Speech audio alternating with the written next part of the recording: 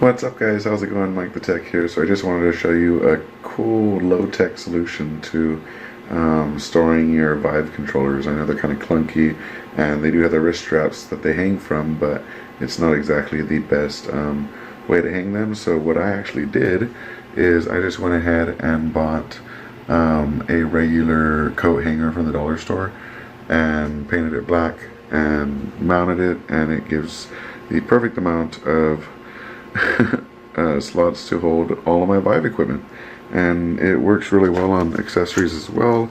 For example, I have this piece of my Vive headset I need to replace, and everything just fits really well in it. So it's super low tech, but I really enjoyed it.